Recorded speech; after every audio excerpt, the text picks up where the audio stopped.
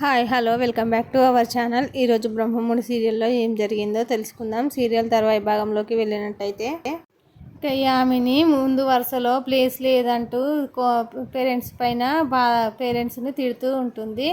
అయితే యామిని నీకు అంత పట్టింపేంటి, ఏ వరుసలో కూర్చున్నా కూడా దేవుడే కదా, మనకు ఏ వరుసలో కూర్చున్నామన్నది ముఖ్యం కాదు, దేవుడి ఆశీర్వాదం ముఖ్యం అని ఎదుటి వారిని చూసి ఏడవడం, వాళ్ళకున్నది మనకు లేదని ఏడవడం మంచిది కాదు అని యామినికి గడ్డు పెడతాడు వాళ్ళ నాన్న. వాళ్ళందరూ కూర్చొని రాజ్ నువ్వు కూడా కూర్చో అని అనడంతో నాకు ఒక ఫ్రెండ్కి ఫోన్ చేసి మాట్లాడేది ఉంది అని రాజు నేను బయట ఫోన్లు మాట్లాడి వస్తాను అని చెప్పేసి వెళ్ళిపోతాడు.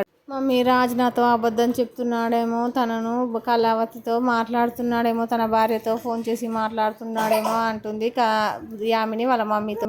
ఇంకా దాంతో యామిని తల్లి అలా ప్రతిదానికి భయపడకు బేబీ, నీకు కాస్త పట్టు విడుపు ఉండాలి, ముందు కళ్యాణం మీద దాసపెట్టు, నీకు తప్పకుండా రాజుతో పెళ్ళి అవుతుంది అని తిడుతుంది. రాజు ఒక చోట నిలబడి ఫోన్ మాట్లాడుతూ ఉంటే అయితే ప్రకాశం వాటర్ బాటిల్ మర్చిపోయాను తెస్తాను అని వెళ్ళిన ప్రకాశం దూరం నుంచి రాజును చూసి షాక్ అవుతాడు. రాజ్ అంటూ పరుగులు తీస్తాడు, కానీ ఆ జనాల్లో మాయమైపోతాడు. ఇంకా అంటే రాజు బతికే ఉన్నాడు, కావ్య చెప్పింది నిజమే అని అనుకుంటాడు. వెంటనే ఈ విషయం అందరికీ చెప్పాలి అని అక్కడి నుంచి బయలుదేరుతాడు. పరుగు తీస్తూ ఉంటే ఒక పెద్ద ఆయన చేతిలో ప్రసాదంని గుద్దేసి కింద పడిపోతుంది ప్రసాదం. అయితే దాంతో ఆ వ్యక్తి రాజుకు ప్రకాశంకి ఆ వ్యక్తికి మధ్య గొడవ అవుతుంది. ధాన్యం వచ్చి ఆ గొడవకు సర్ది చెప్పి మీరు వెళ్ళండి అని ఎక్కడొక్కరిని పంపించేసి ప్రకాశంను తీసుకొని గుడిలోకి వెళ్ళి పూజ దగ్గర కూర్చుంటుంది. ఇక రాజు పక్కకి వెళ్ళి కళావతికి కాల్ చేస్తూ ఉంటాడు. పూజలో కూర్చున్న కళావతి చిన్నగా ఫోన్ లిఫ్ట్ చేసి చిన్న స్వరంతో ఏంటండి కాల్ చేశారు అంటాడు. అంటే హ్యాపీ శ్రీరామనవమి అండి అని రాజు కళావతికి చెప్తాడు. థ్యాంక్ యూ అండి, నేను మళ్ళీ కాల్ చేయనా, కాస్త పూజలో ఉన్నాను అని అంటుంది కావ్య చిన్న స్వరంతో. అప్పుడే రాజుకి అనుమానం వచ్చి ఏమండి కళావతి గారు, నాకు దగ్గరలో వినిపిస్తున్న పాట మీ దగ్గరే వినిపిస్తుంది, ఒకవేళ మీరు నేను ఒకటే గుడిలో ఉన్నామా అని అంటాడు. ఊరుకోండి, మరి ఈరోజు శ్రీరామనవమి కదా, ఎక్కడైనా ఇవే పాటలు వినిపిస్తాయి, మీరు భలే ఉన్నారు, నేను మళ్ళీ చేస్తాలేండి అని ఫోన్ పెట్టేసి తిరిగి చూసేసరికి కాస్త దూరంలో రాజు కనిపిస్తాడు. కావ్య అలాగే చూస్తూ ఉంటుంది. అక్కడి నుంచి నడిచి వెళ్ళి కూర్చుంటారు. రాజును చూసి కావ్య అయ్యో ఇప్పుడు ఇంట్లో వాళ్ళు చూస్తే ఏంటి పరిస్థితి అని కంగారు పడుతూ ఉంటుంది కావ్య. అమ్మో ఇప్పుడు ఎవరైనా చూస్తే ఆయనను వెళ్ళి పలకరిస్తారు కదా, ఇప్పుడు ఎలా అని కావ్య భయపడుతూ ఉంటే అప్పుడే రుద్రాని బయట నుంచి వస్తూ చివరి వరుసలో కూర్చున్న రాజును చూసి అలాగే బీరిపోతుంది.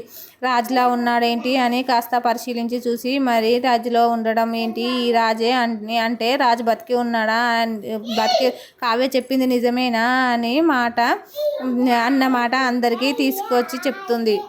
కావ్య ఇంటికి తీసుకురాలేదేంటని ఇప్పుడే అందరి ముందు తేల్చేస్తానని రుద్రాని కావ్య మీద అందరి ముందు అడుగుతుంది. ఇంకా అనుకున్నట్లుగానే పంతులు గారి చేతిలో మైక్ తీసుకుని వదిన నీ ఆశలు ఫలించాయి, మన కావ్య చెప్పింది అంతా నిజమే, రాజ్ బతికి ఉన్నాడు, నేను రాజును చూశాను, అదిగో అక్కడే చూశాను అని రుద్రాని వేలు పెట్టి చూపించడంతో అంతా రాజ్ దగ్గరికి పరుగులు తీయడం అంతా జరిగిపోతూ ఉంటుంది. కావ్య మాత్రం వెనక్కి ఉంటూ రాజు కంట పడకుండా అంతా చూస్తూ ఉంటుంది. అపర్ణాదేవి, ఇందిరాదేవి, సుభాష్, సీతారామయ్య అంతా అల్లాడిపోతూ ఉంటారు రాజుకి ఏమైందని.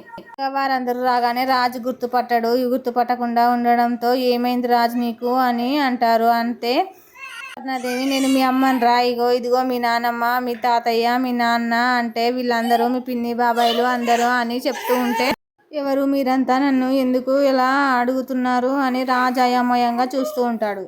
ఇక కావ్య అనుకుంటుంది దేవుడా నాకు ఏదో ఒక మార్గం చూపించు అని దేవుణ్ణి మొక్కుకుంటుంది. ఆ రాజు అయోమయంగా ఎవరండి మీరు అనగానే బిత్తిరిపోయి చూస్తున్న కుటుంబ సభ్యులు గుర్తు చేయడానికి మాట్లాడుతూనే ఉంటారు. అపర్ణదేవి అయితే షాక్లో ఆవేదన ఏంటి నాన్న మళ్ళీ మమ్మల్ని గుర్తుపట్టలేదా అని అంటుంది. నేను మీ అమ్మని రా, నేను మీ తాతను రా అని అంటారు. ఇక దాంతో అప్పుడే ఆమెని రంగంలోకి దిగి ఇదంతా ఏంటి కట్టుకొని వచ్చారా, ఇప్పుడు ఏదో ఒకటి చెప్పి రాజుని తీసుకెళ్ళిపోతారా అని అనుకుంటుంది మనసులో. అప్పుడే అపర్ణాదేవి ఆవేదనతో ఏంటి రాజు నువ్వు, మేము ఎవరం నీకు తెలియదా అంటూ ఏడుస్తుంది.